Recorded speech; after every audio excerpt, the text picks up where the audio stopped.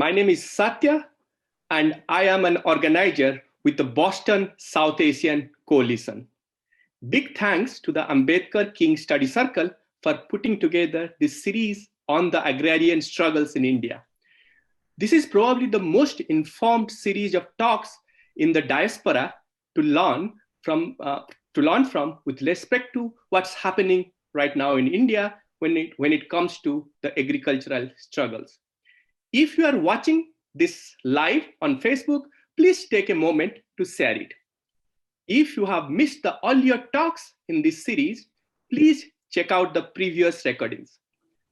Not only this is a powerful learning series of talks, the Ambedkar King Study Circle has put together a coalition of progressive organizations in the US and in the UK and in other countries in the diaspora to co-host this series.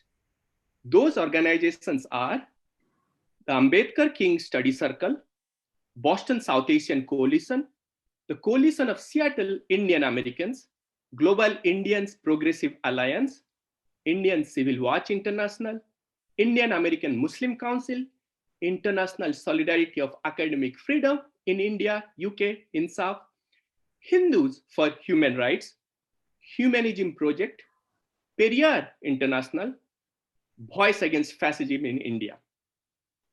It's our honor to have Jennifer today with us to talk about direct report from ground zero on the farmers' protest.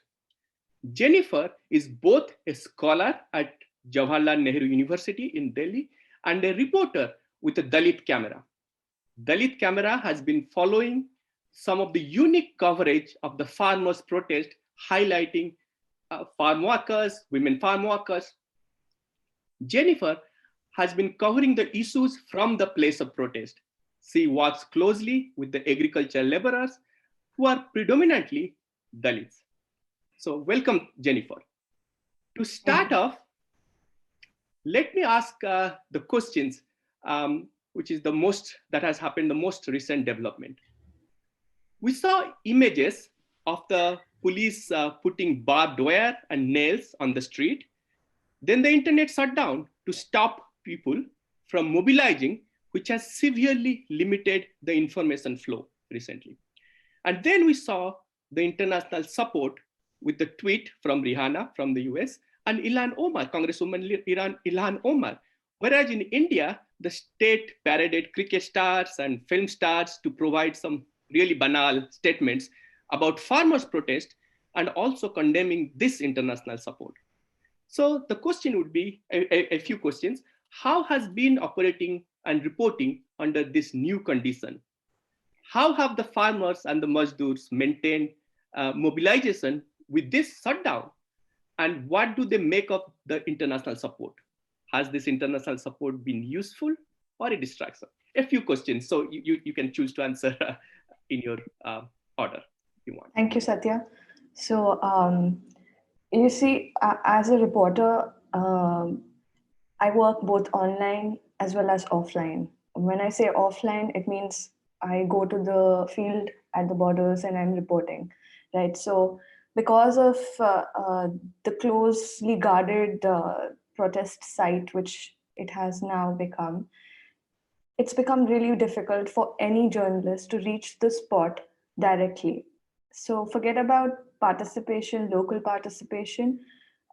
Journalists are asked to produce their media card, and at many occasions and at many points they are turned back because they might be, trying to put up more spikes or more concertina wires, and they don't want journalists to picture things which could go out.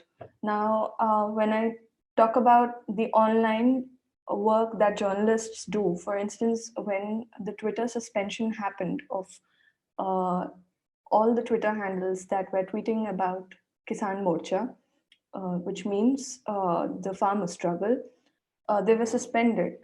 About 250 Twitter accounts were suspended, and the major farmers organization like Kisan Ekta Morcha, BKU Ekta Ugraha, their handles were suspended. Then there was Tractor to Twitter, Jat Junction.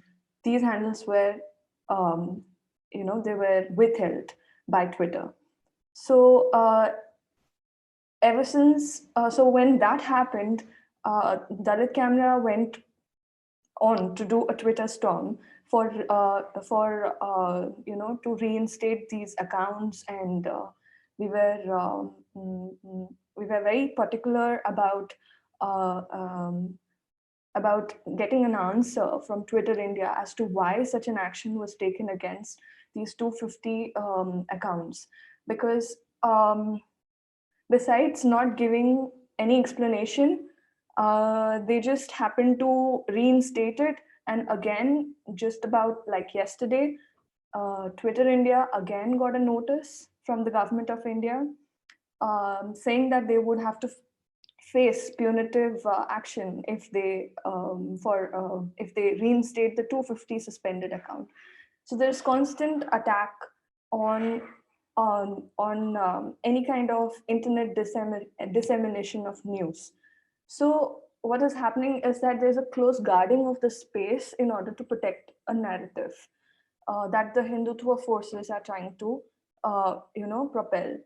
So that is one important thing which needs to be it needs to be taken note of, because um, the international sphere has taken note of. As soon as we started a Twitter storm and there was a suspension, that is when we had Rihanna tweeting, then Ilhan Omar tweeting, then came Greta. So it just came one after another after our Twitter suspension. So so that ways it was significant how it just snowballed, like how things took a larger proportion and it made a lot of difference. And as far as mobilization, despite internet shutdown at the protest site, people have started installing televisions, so they listen to all their news on television now. Also, there are I have heard and have not physically seen, people have gone back to radios. So they huddle around radios, they listen to all the news that comes on the radio these days and all the news that comes on the television these days. So besides this, of course, there are lots who want to just understand what is happening. So everybody just moves to the stage.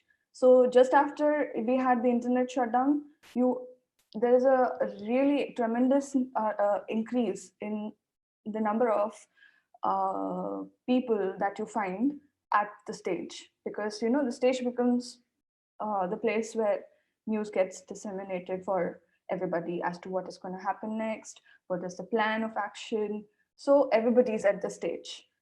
Earlier, you could just be wherever you are in your tent, at Punjab or in Haryana, and you could still gather some news which is coming in. But now it's getting really very tough, and it's getting very difficult in terms of delay of messages. So yeah, that's more like it how mobilization is happening. And I also feel like mobilization when it comes to villages in India, it's not through internet, right? I mean, yes, there's like there's so much everybody's got a handset and everybody has access, everybody's got social media accounts and things like that, but there's a different kind of emotional play which happens when it comes to mobilization as well. So when you see that your movement that you have selected for such a long time and it's going to like crash, you don't want to let that happen, and you make an appeal, an emotional appeal.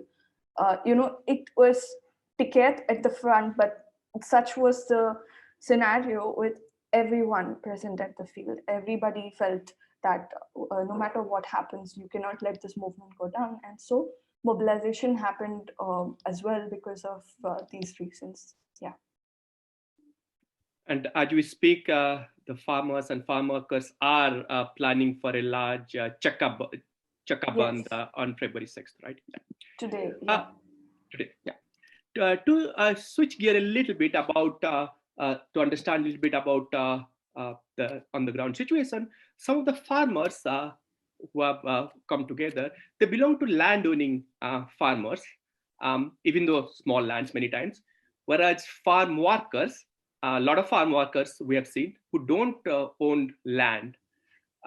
Farmers want better price for the crops, and whereas the farm workers, they want better wages from the land-owning farmers, right? So farm workers are also exploited by farmers. So the question that's like from the diaspora, we would like to people want to know, and how come farm workers and farmers have come together? Because that's what you have been. I was told that you studied that. What's the material common interest that has brought them together? Is it by keeping? There is a contradiction, right? So is it they kept the contradiction in the back burner because of the threat of the common threat, or there is also actual process to involve it? That would be the question. Yeah. So I want to take you back a little bit to when the farm protest began. If I go away from your question, you can always, tell me that I'm going away from your main question. But, the world caught on to this protest when Punjab and Haryana broke the barricade. They came to Delhi 26th November at the borders. But I think the protest started long time back in Punjab. There were a lot of toll gates that were being jammed, and there were a lot of best price malls and all kind of other outlets, petroleum outlets by Adani, Ambani, Reliance, that were being choked. Now, to do this, you had all the farmer organization at the front. So what about the farm laborers? Now, this is one thing that that I kept questioning whenever I was on the field. That when I reached Delhi, when I reached the borders of Delhi, I questioned where are the farm laborers, because I could easily see so many Kisan organization, and there were just very few organizations that even gave the slogan out of Kisan Majdoor Ekta Zindabad.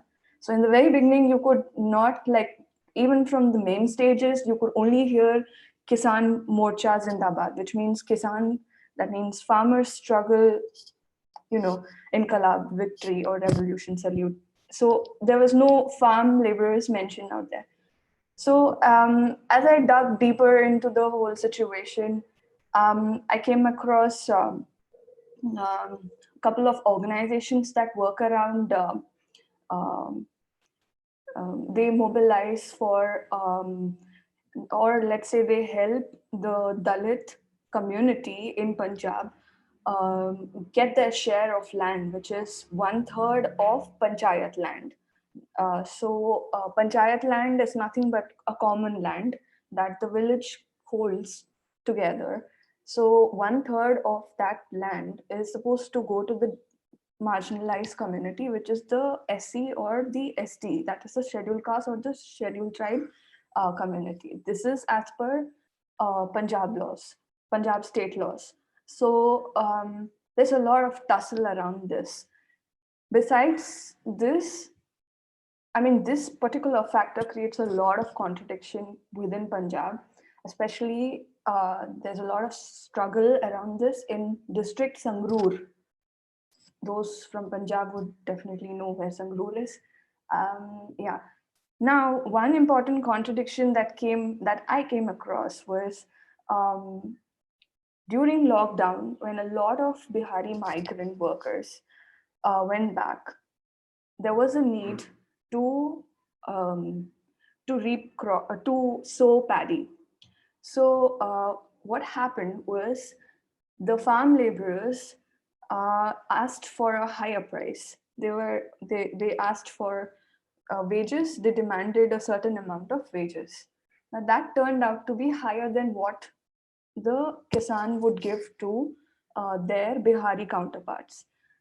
And then there was a lot of announcements made from Gurudwaras that whichever family or whichever Kisan gives out a wage which is higher than what they used to give to the Bihari migrant workers, those families would get punished.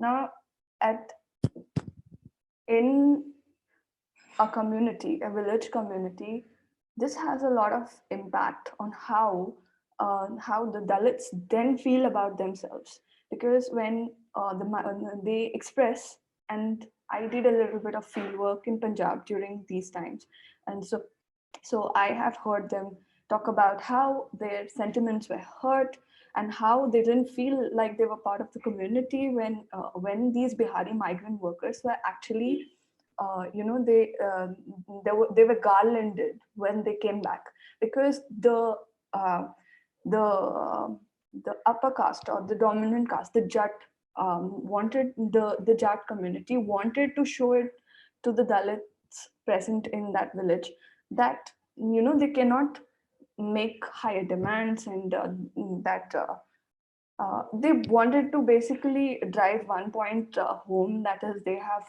uh, alternatives, and the Dalit community should know where it stands, and it should stick to its low status and low position all the time.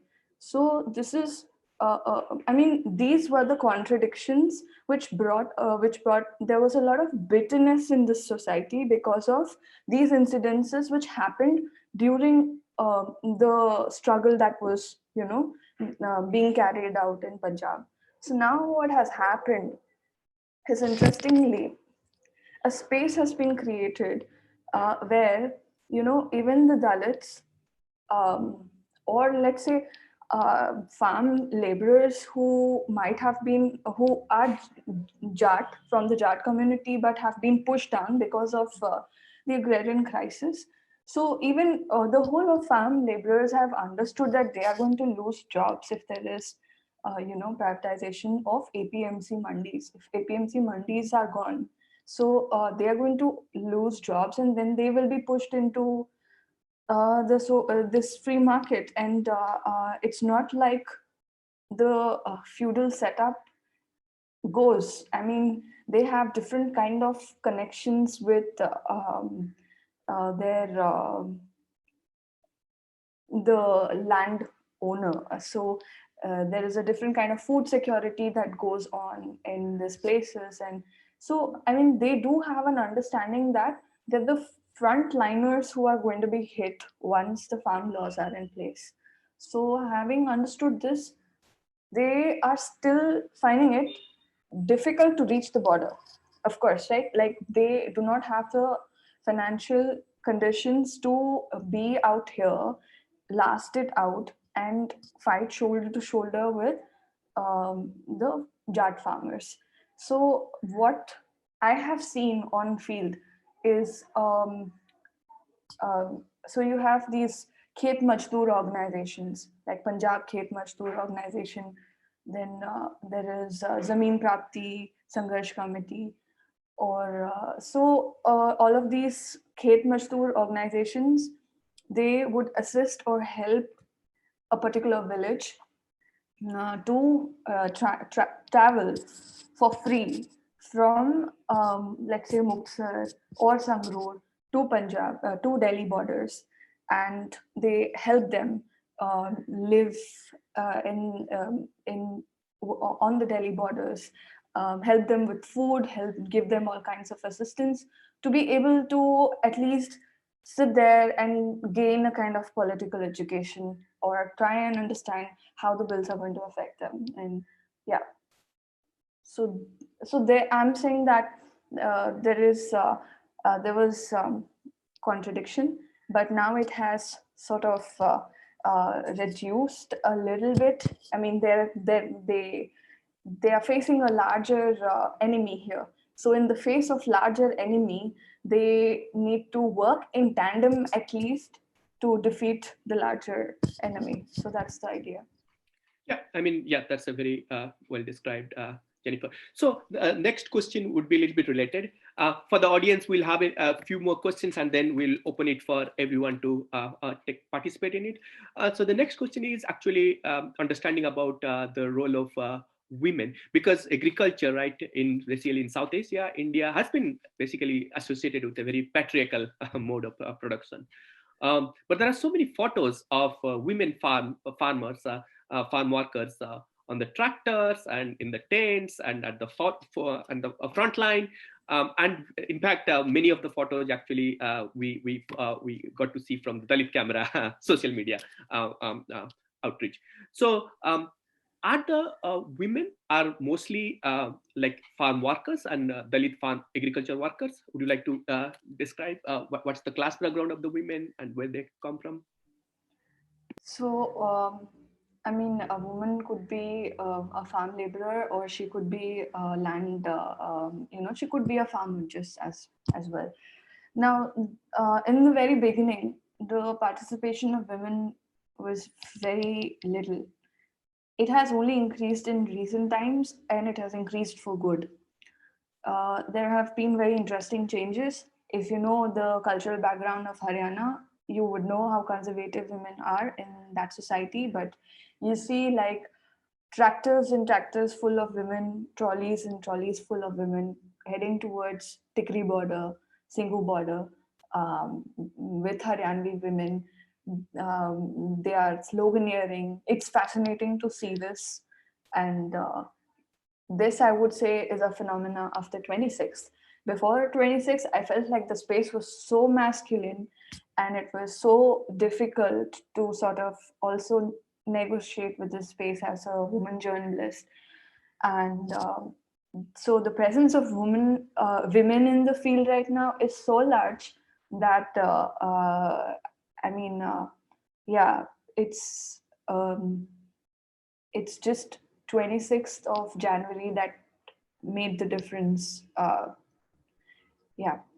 And as far as what kind of work do they practice, like what is their background? I mean, it's hard to say what exactly these women are like, because I mean, it could be because they are from the Jat family and are well placed, so that's why they can come along with the village head or with their male counterparts and just attend to the organization, but no, attend to the protest. But otherwise, I haven't tried to like get into the caste background of these women. Really, it gets a bit difficult to sort of inquire on those lands unless you're actually there in the village, and then you know the caste dynamics.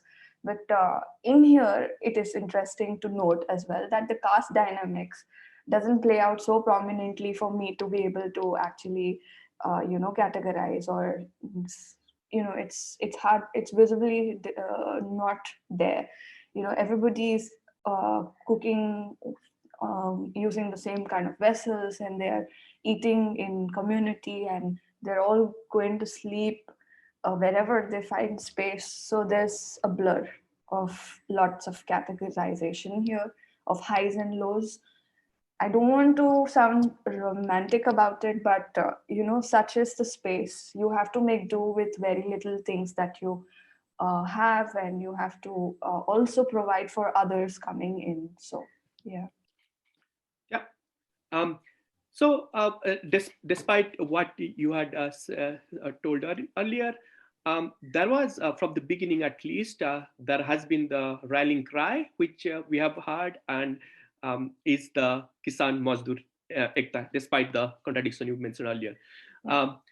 And which was the symbol of it was basically catapulted, right? Because it started, the farmer protest started with the largest strike in the world, that happened in November. So one of the interesting, like unique cases that has captured the news also here is the Mazdoor Adhikar Sangathan organizer Navdeep Kaur, which an industrial worker.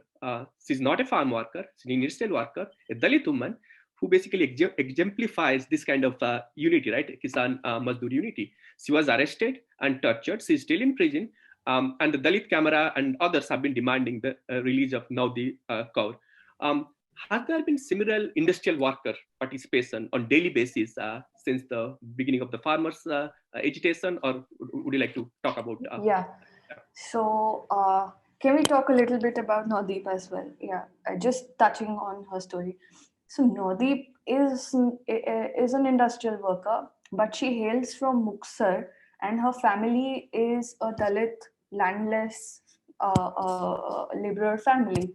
So, the conditions that are present in her family drove her to become an industrial worker in Kundli. Kundli is situated right next to Singhu border. So Kundli industrial area has a history of, having contradictions and conflicts with its workers. Like ever since lockdown happened, they have not paid wages. So that's how Mazdoor Adhikar Sangathan uh, kept fighting a lot of such cases of their brothers who haven't received wages as a result of lockdown. Now, what happened as this protest began? Mazdoor Adhikar Sangathan joined the protest in the very beginning. So at Singhu, they had their own tent and they were protesting, right? So what? So this led to, I mean, the whole protest scenario inspired them to pursue protesting at the industrial area more vehemently. They were there. They were, they were demanding for their rights. And so, what happened was the Kundli industrial area had a quick action force, and then they manhandled these protesters. They tried to, the police beat them up, and henceforth, we know what has happened to Nodeep, and that's why we've been demanding for her release. Now, coming to whether other industrial workers have joined from the beginning or not, yes, there have been a lot of industrial workers organization that have taken part. For instance, there is MASA, that is Mazdoor Adhikar Sangathan. I mean, you can find that. Then a lot of this Daikin and Maruti workers were instrumental in blocking the NH8. I mean, they at least took out a lot of their workers marched on NH8 to register their protest and to show solidarity. Yeah, I mean, although the labor codes came in and it was really bad for the workers, there wasn't a huge struggle carried out, but I think they have found a common cause with the farmers bill coming up, and they have brought the code bill and the farm bill together, and they're trying to fight it out together. So the workers' participation, the industrial workers' participation has been there since day one, I would say. Yeah.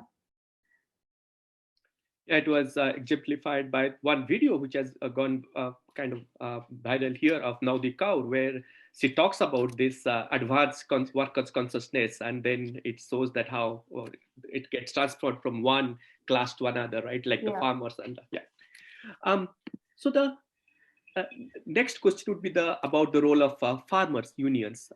So are they divided by farmers and farm workers, or some of the unions have like members in both?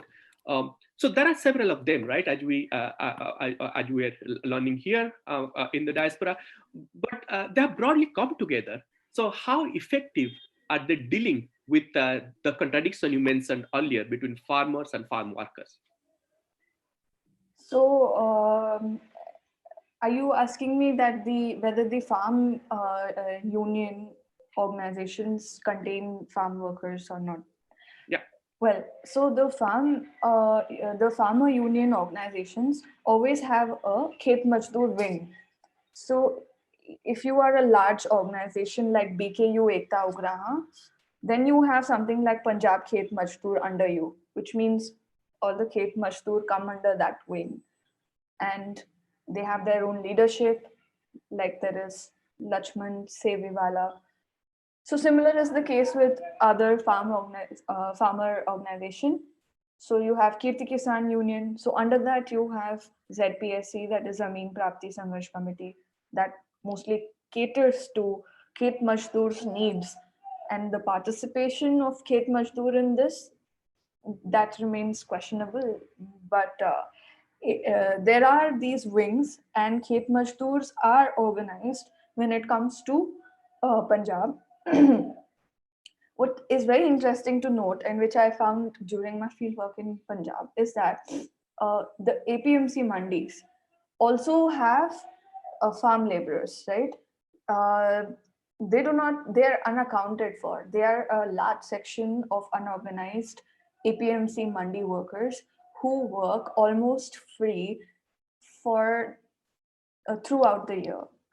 They are so dependent on the those who are running the APMC mandi that they don't it's they just take their salaries in kind. You know, they would take, let's say there there is 30 quintal of wheat that they are trying to segregate and dispatch, or put into sacks.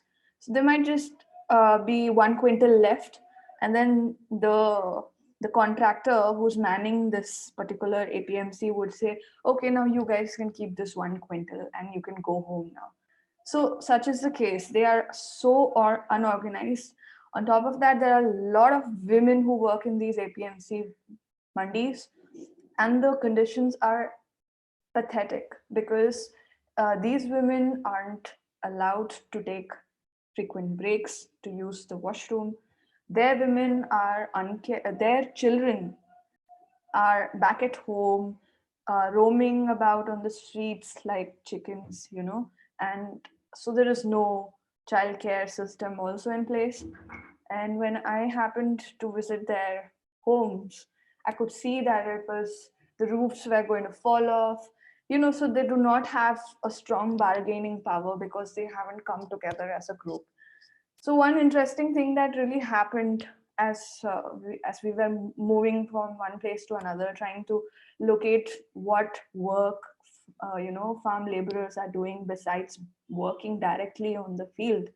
So the Khet Mazdoor village level committee member tried to tell these women, that you need to gather and you need to form an organization. So let's have a meeting. Let's make this happen where, you can put forward your demands. So there was some kind of, a reciprocation was happening where because of the times, you could speak about the need to have a union and to the need to demand for your rights and the need to be out there and not live in the conditions that they have been living in, because times are changing. So it becomes very easy for a village level committee leader to speak to these women and explain to them that they should come together and form a union. Now, it was very interesting how before we could explain such things to them, they distanced themselves from the whole issue and they said, how does it matter? We were anyways not getting paid. It's not like we're going to get paid after the farm bills are passed. So then, there's this dialogue and a space that gets created where the village level community leader tries to explain and to place the whole place them in the context of the ongoing farm bill struggle. And so they understand better. And it leads to some progressive talks between these sets of people. Yeah. Thank you, Jennifer.